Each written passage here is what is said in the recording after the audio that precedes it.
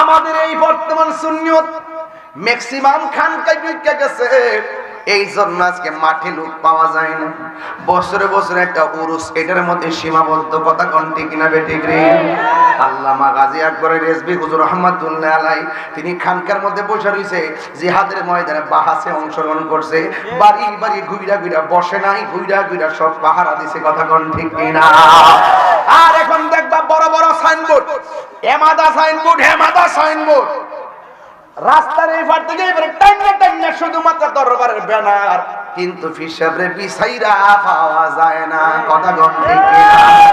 জালা জোরাহিনা, জালা জোরাহিনা। আমি কইলে দুষ হয়ে যাবো গা। হুজুর যখন সুন্নিদের বিরুদ্ধে ওয়াজ করে, সুন্নিদের বিরুদ্ধে এই মুনাফিকদের কারণে আজকে সুন্নিদের সমস্যা হয়েছে। কথা ঠিক কিনা? এদেরকে ময়দানে পাওয়া যায় না, ডাক দিলে পাওয়া যায় না। কথা কোন ঠিক কিনা? বলে আসেনি এরকম লোক?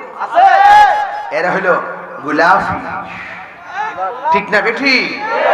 কি ওরা হইল গোলাপি, আমরা হইল সোনালি, চাহিদা সম্পন্ন মানুষ। কথা কোন ঠিক না বেঠি? আমরা মুনাফিকের বিরুদ্ধে লড়ি, বেঈমানের বিরুদ্ধে লড়ি, রাষ্ট্রের বিষয় নিয়েও লড়ি, ধর্মের সম্প্রীতি নিয়ে কথা বলি, রাষ্ট্রের সম্প্রীতি নিয়ে কথা বলি। এটা হলো সুন্নিদের আদর্শবান সুফি দর্শনে যারা, এরা এই দেশে ইসলাম আনছে, মসজিদ করার আগে খানকা করছে। কথা কোন ঠিক কিনা? বলেন ঠিক নিও। গভীর মনোযোগ। আমি বলছিলাম ওই জাফর ডান হাতের মধ্যে কুম্মান্ন অর্ধেকটা হাত কেটে যখন ফেলে দিল, এবার তিনি বাম হাতের মধ্যে তলোয়ারটারে নিলেন। এমন একটা ভারী তলোয়ার, এমন ভারী তলোয়ার নিয়ে তিনি যুদ্ধ শুরু করলেন। বন্ধুরে আমার, ও আমার প্রেমর বাবারা, ও চান্দিনা দেবীর দ্বারের বাবারা, এবার ওই ডান হাতটাতে কেটে ফেলাইছে, অর্ধেকটা নড়াচড়া করতেছে। নড়াচড়া করার কারণে তিনি যুদ্ধ করতে অসুবিধা হইতেছে। দেখা যান কেমন নবীর পাগল, দেখা যান তারা দিনের জন্য কেমনে কুরবানি দিয়েছে। ওই জাফরের বাম হাতে তলোয়ারটা নিয়ে যখন যুদ্ধ করতেছে, আর ডান হাতটা এমনি ঝুলতেছে, এই ঝুলার কারণে যুদ্ধ করতে অসুবিধা হইতেছে। এবার হযরতে জাফর রাদিয়াল্লাহু তাআলা আনহু ওই ডান হাতটারে পায়ের নিচে ফালাইয়া টান দিয়া পাটারে হাতটারে ছিঁড়া ফেলাইছে। এবার তিনি বাম হাতের মধ্যে তলোয়ারটা লইয়া এমন ভাবে যুদ্ধ শুরু করলেন। হঠাৎ করে জাফরের বাম হাতের মধ্যে একটা কূপ মারছে রে বাবা। এই কূপটা দেওয়ার পরে, এই কূপটা মারার পরে বাম হাতটা কেটে পড়ে গেছে। ও বন্ধু, ও যুবকের দল, এবার যখন বাম হাতটা কেটে পড়ে গেছে, ওই মুহূর্তে তিনি তলোয়ারটা দাঁত দিয়া কামড় দিয়ে ধরছে। দেখছেন নি নবীর কেমন ভালোবাসে, দেখছেন নি দিনকে কেমন ভালোবাসে, দেখছেন নি হকের জন্য কেমনে জীবন দেয়। আজকে আমরা চোখের মধ্যে ঘুম আসলে বাড়িতে দৌড় মারি, এই ইতিহাসগুলো শুনলে আমাদের কাছে ভালো লাগে না। না না না, এই চেতনায় ঘটনা থেকে চেতনা লালন করা লাগবে। যারা সত্যিকার অর্থে চেতনা লালন করেছে, এরা কোনোদিন অন্যায়ের কাছে মাথা নত করে নাই। এবার বিয়াদবরা তাকায়া দেখতেছে হযরতে জাফর রাদিয়াল্লাহু তাআলা আনহু দাঁত দিয়া কামড় দিয়া তলোয়ারটা নিয়ে আবার দাঁড়ায়া গেছে। ওই বিয়াদবের দল চতুর্দিক দিয়ে সে এমন ভাবে আক্রমণ করলো, আক্রমণ করার কারণে তারা ডান দিক দিয়ে তলোয়ার ঢুকায়, বাম দিক দিয়ে ঢুকাইতে ঢুকাইতে মাটির মধ্যে ফালাইয়া হযরতে জাফরকে দুনিয়া থেকে বিদায় করে দিছে। আমার নবী ডাক দিয়ে কয়, সাহাবীরা রে, ও সাহাবীরা, তোমরা জানো নি আমার জাফরের সম্মান কত আল্লাহ বাড়াইবো।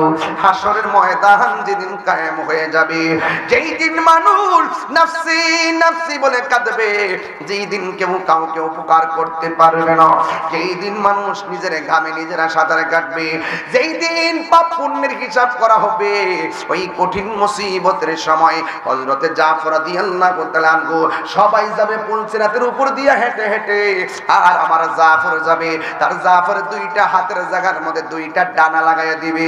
সবাই যাবে হেঁটে হেঁটে, আর আমার জাফর যাবে উড়ে উড়ে জান্নাতের ভিতরে।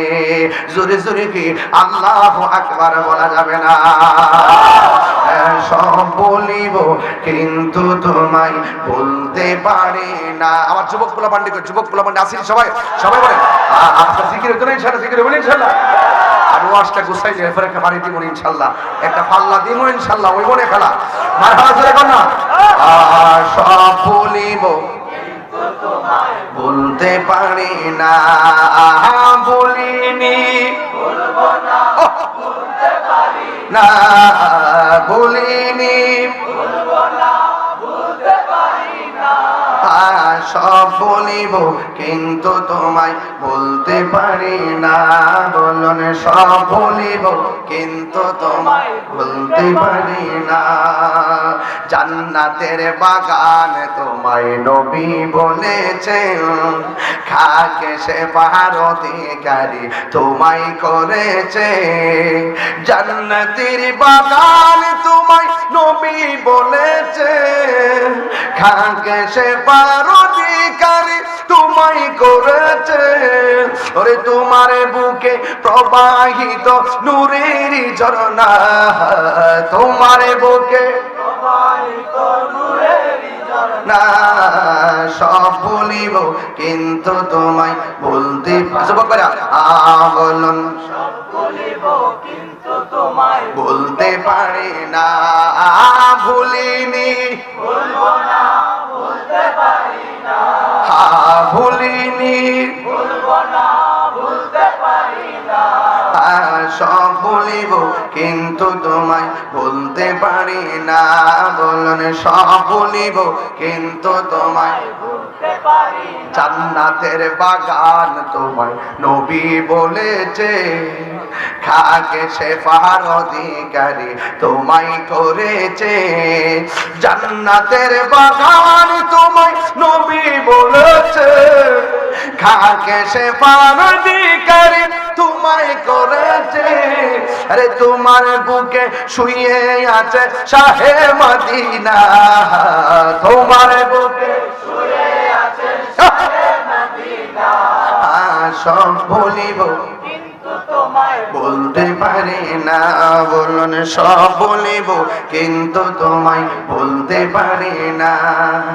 মদিনা আমার জান, মদিনা আমার প্রাণ, মদিনাতে আছে আমার জানের জান, মদিনাতে আছে আমার জানের। রব্বুল আলামিন তোমারি বুকে পাঠালেন আমাদের নূরের নবীকে, সেই কারণে তোমার বাগানে পাঠালেন কোরআন হাদিস ঈমান। মদিনা আমার জান, মদিনা আমার প্রাণ, মদিনাতে আছে আমার জানের জান। সোনার মদিনা সবাই পারে মাশাআল্লাহ। সোনার মদিনা কিন্তু মদিনা বলা আমার জিকির করে নাচলে কেউ আয়, কিন্তু মদিনা বলা আমার অন্তরে। সোনার মদিনা বহু দূরে, সোনার মদিনা বহু দূরে, কিন্তু মদিনা বলা আমার অন্তরে, কিন্তু মদিনা বলা আমার অন্তরে। যে গিয়েছে একবার সোনার মদিনা, তাহার মনে আর কোনো দুঃখ রইল না। যে গিয়েছে একবার সোনার মদিনা, তাহার মনে আর কোনো দুঃখ রইল না।